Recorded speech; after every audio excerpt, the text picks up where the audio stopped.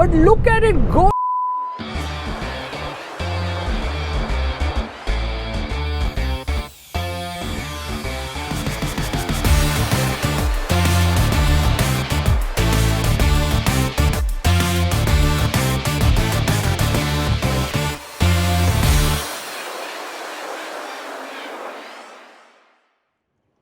Hi guys and welcome to another vlog. I'm driving this. This is the 6th generation of the Mercedes E-Class. This is the W214, but we are not getting the W214 in India. We are getting the V214 because this is the short wheelbase and we are going to get the China specific long wheelbase version in India. I mean, it's already on sale in China. This is the key of the vehicle. So yes, it gets the new Mercedes key. This is to lock the car, this is to unlock the car, and this is to open the boot of the vehicle. Now this happens to be the base variant, which means a lot of stuff is missing, which will actually shock you that such things are not offered on the base variant of the E-Class. Yet it has some features which are not there on the top spec 5 Series as well. And straight away, let's open the engine bay because this one is powered. Okay, where is this? Yeah, there it is.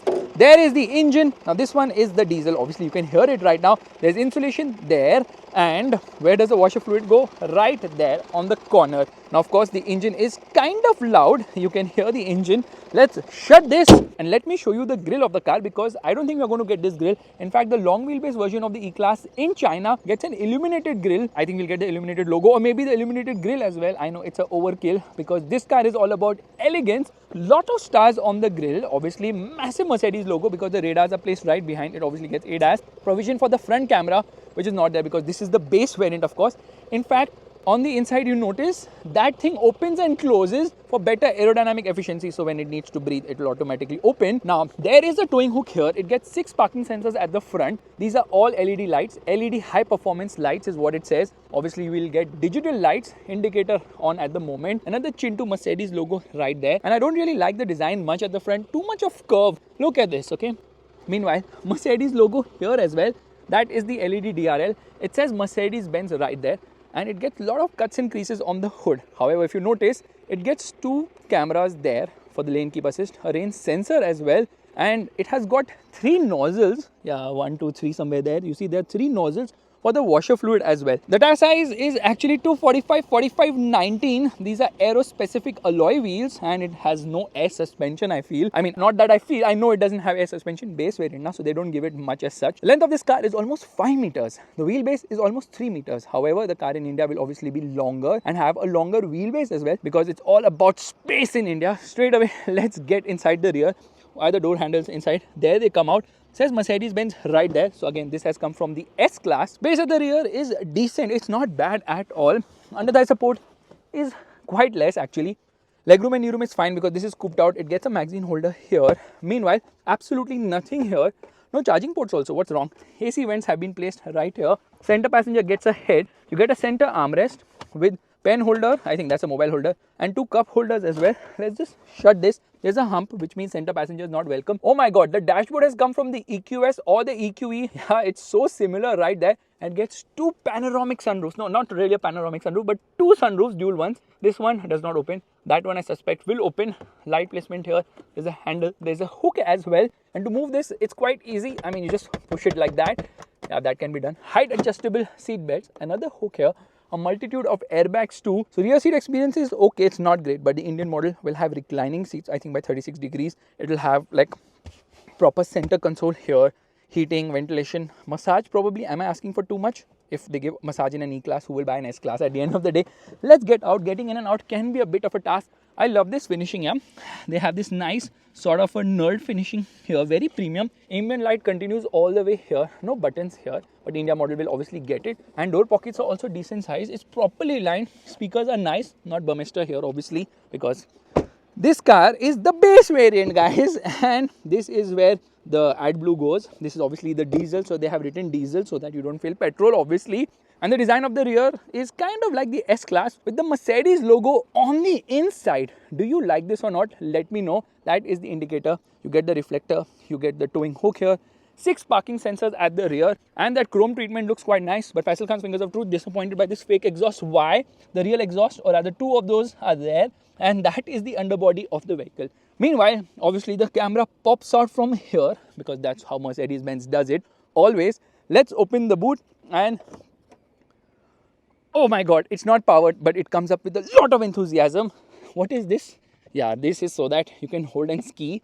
This is to recline the seat. I press this button, there it goes down, and there's a hook here, and this is to strap your luggage. Below here, there isn't much. Actually, there is the tire inflator. There is no spare wheel in this car, and that is a box. So you open it to just organize your luggage better. High visibility jacket, first aid kit. Pressing this, I can recline that seat. Oh my god, it's gone all the way down. What is this? Okay, that is the net which you put using this, of course, not powered now. Okay, warning triangle to push it down like that. Oh my god, that was quite fast. In fact, the number plate moved all over the place. The number plate was loose earlier only, in my defense. Let me put this back up. Okay, if you want to increase the boot carrying capacity, probably you should get the GLE. Obviously, it has got, oh my god, it is so hard.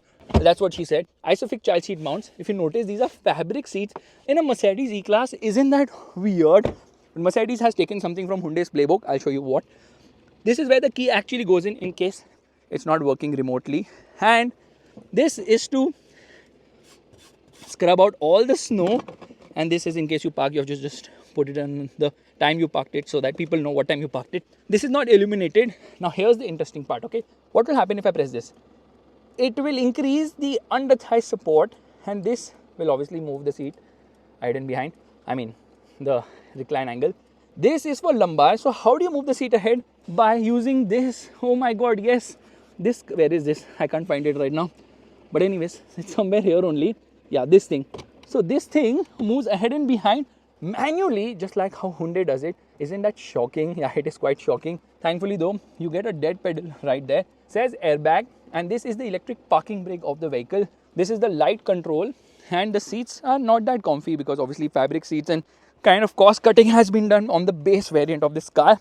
Let's shut the door, and the car straight away tells me that it's going to shut itself, and it says do not leave persons or animals in the vehicle. Thank you so much for reminding me. Now this lever is the one you use to move the seat ahead and behind manually, which is quite crazy, but the interior does feel nice. The glove box is like really big, and it's lockable as well. Look at that. It obviously has a light, and that manual is like very thick in spite of the fact that this car doesn't have many features.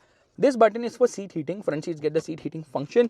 I love the quality of the switchgear here. Metal, of course. This is for the outside rear view mirror adjustment, which is very touch sensitive. I don't like it at all. And piano black finishing, which is obviously a fingerprint magnet, because if I put my fingers, it kind of attracts that as well. Steering is not the one which you will get in India, because that is the new steering wheel with a lot of touch buttons. This is also touch buttons, but that one is just better because kind of feels better to hold, obviously. Steering actually does feel nice to hold. There is no heads up display here. In fact, here you get a mirror as well as a light. Same is the case here as well. Mirror as well as a light. There's a microphone here. There's a microphone here. There's a handle to hold on to right there. There's some insect roaming all around the car. And yeah, the car doesn't feel very comfortable. First and foremost, they've removed all the buttons from here. There's nothing here on the center console.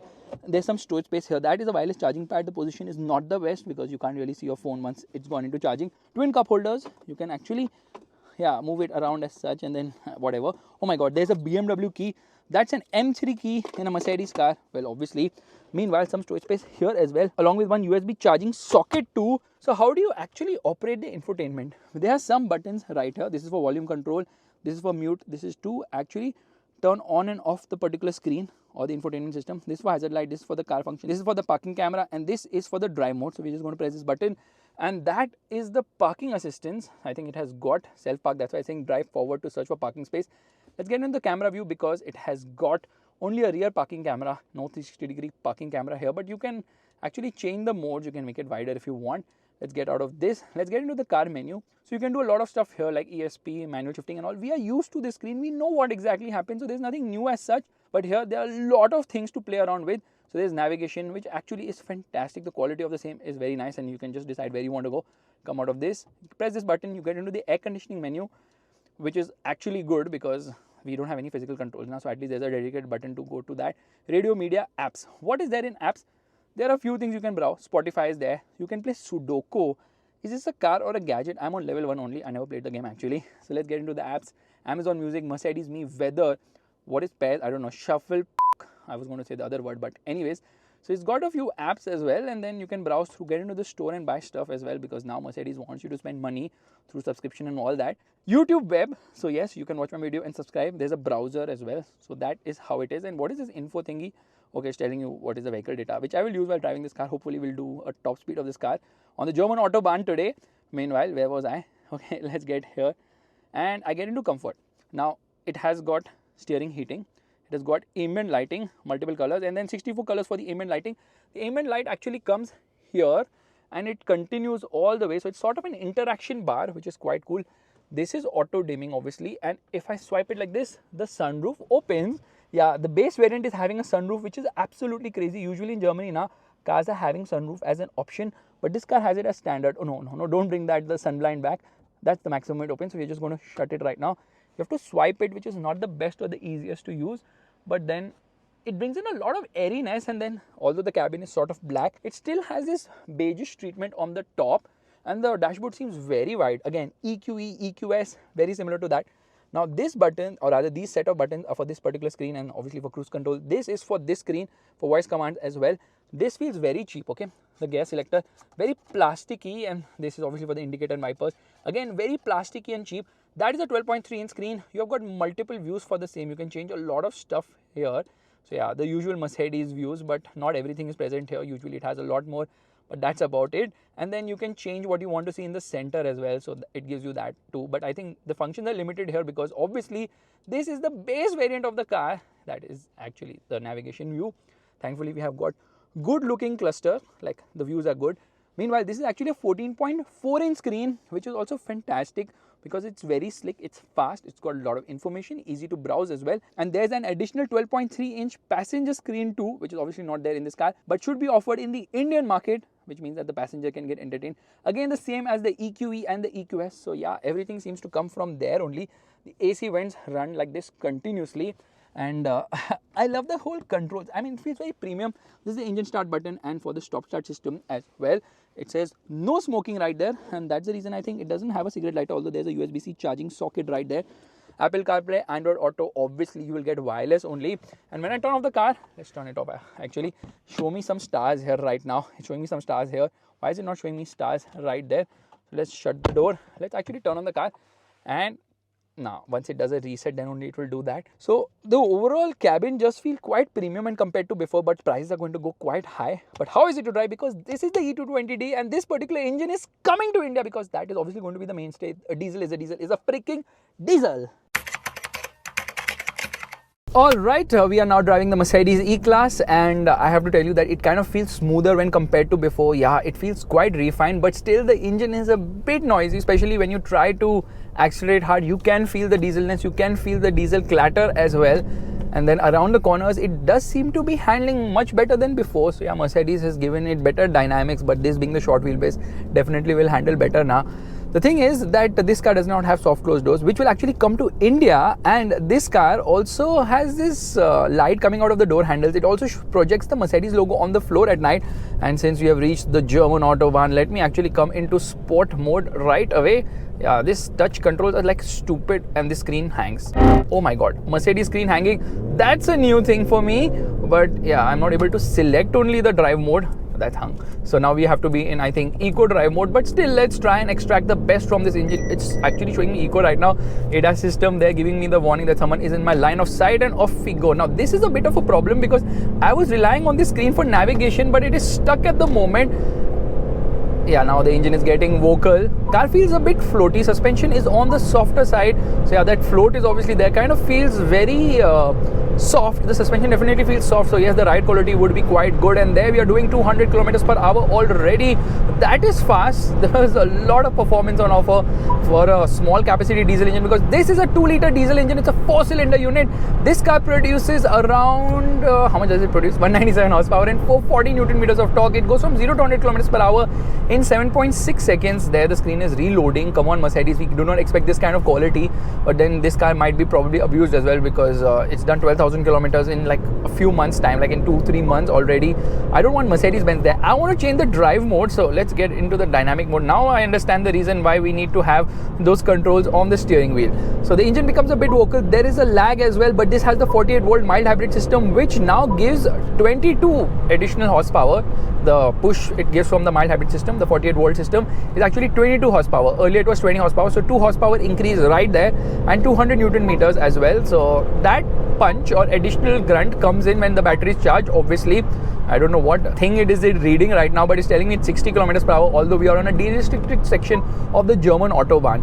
Now, Mercedes-Benz, I understand you love your brand, but please don't show me this. Show me something else. Oh, acceleration is actually good enough for a diesel engine of this capacity. This being the E220D isn't very fast as such. Top speed is around 220 kilometers per hour. Hopefully we get a clear road.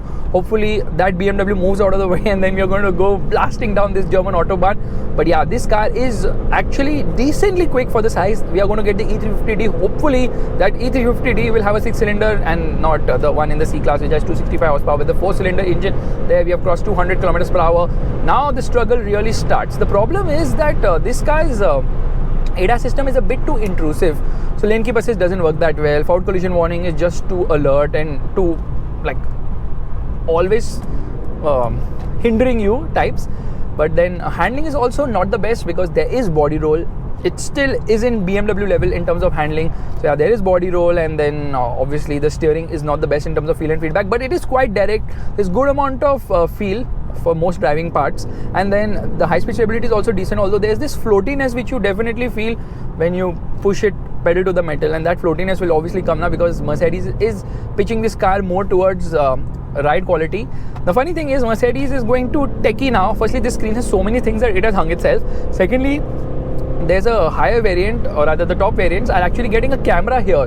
What is that camera for? That is for Zoom calls, and you can also record yourself, selfies and TikTok and whatnot. That is also offered in the E-Class now. The E-Class is supposed to be subtle luxury, not in your face tech-filled car. So I don't know what Mercedes is up to right there. Anyways, we will change the drive modes. Sorry, I keep pressing the wrong button, but hoping that pressing this would change something, because right now we are in eco drive mode. Obviously in sport drive mode it will be slightly faster because it alters the engine, it alters the gearbox as well, and definitely it also alters the steering wheel. But there is no adaptive dampers here, there is no air suspension here either, but we'll get that in the Indian market. I think for the E350D we should definitely get it. Hopefully they give us the E450D, which is the one which also powers the GLE. I think 367 horsepower, 750 Newton meters of torque.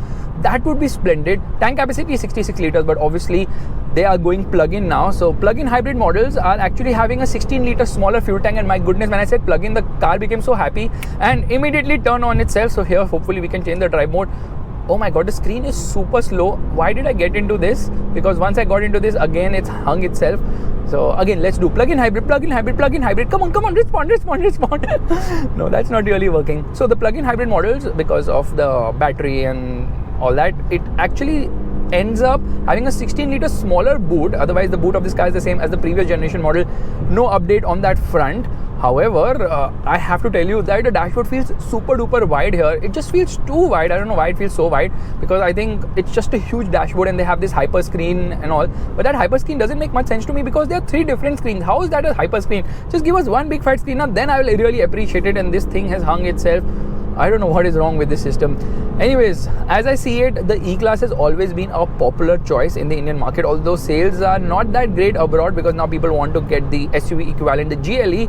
But I definitely feel that the E-Class will do very well in India. Obviously, the prices are going to cross 1 crore rupees. Right now, it crosses 90 lakhs for the base variant, and it's still crossing more than 1 crore for certain variants. Come on, load. Should I actually take the risk of pressing this button? And as soon as I did it, I think the problem is with the drive mode button, because when I press it now, it simply hangs itself. So yeah, the E-Class has always been a fantastic car, and now it's becoming too techy. And they recently unveiled the E53 AMG, which obviously gets the 3 liter 6-cylinder engine. Thankfully, they didn't downsize to 4-cylinder after getting a lot of flack for doing it with the C-Class, the C43 and the C63. That engine now produces 612 horsepower, the exact same as obviously the E63 AMG. Hopefully there is an E63 AMG with a V8, but I really doubt they're going to downsize. Mercedes is just going to keep downsizing. I don't know why they do it, but they are doing it. I was trying to change the drive modes here, so let's actually get into the sport one.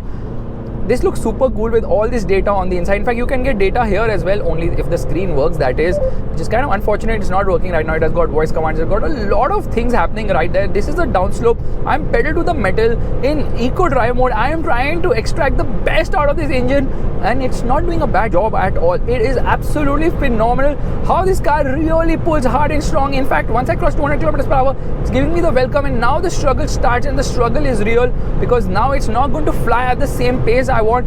200 and 220 kilometers per hour. Come on, which sport mode give me more? No, come on. Let's get into sport. Sport mode, please, sport mode.